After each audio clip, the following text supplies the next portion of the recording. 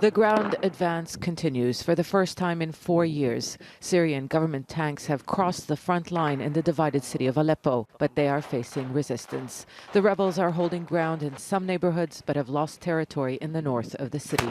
There was supposed to be a U.S.-Russian brokered ceasefire in Syria's largest city. 2 weeks ago, it broke down. And now, so has the U.S.-Russian cooperation, which for many in the rebel-held east of Aleppo means more violence. The US and Russia can't agree on a solution. We as civilians are only asking for protection. They're all men, so let them go and fight on the front lines instead of hitting our homes. The U.S.-Russian ceasefire deal was supposed to silence the guns and allow aid to reach the more than 500,000 people trapped in besieged areas across Syria. 270,000 of them are in the rebel-held eastern Aleppo, and hundreds of them have been killed in the past 2 weeks alone. What is happening in Aleppo is that there are massacres every day, thousands of airstrikes. It has been more than a month since we have been under siege. The majority of people will leave if the roads are open.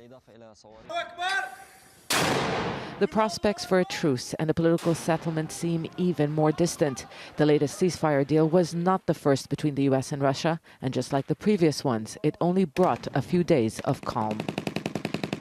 The opposition had little faith in the negotiations between the U.S. and Russia. They've repeatedly rejected Moscow as a peace partner. The Syrian National Coalition, the main opposition body in exile, has in the past asked for European involvement in the negotiations. It was an indication that they did not trust the U.S. to represent their interests. The opposition has long called for the creation of a no-fly zone or a safe zone for civilians, and they've always asked for weapons, particularly those that can challenge the government's supremacy in the skies.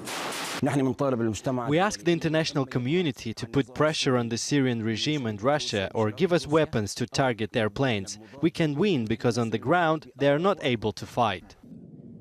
The Obama administration has ruled out providing air defense weapons because of concerns that they could end up in the wrong hands. It's not clear if this will change.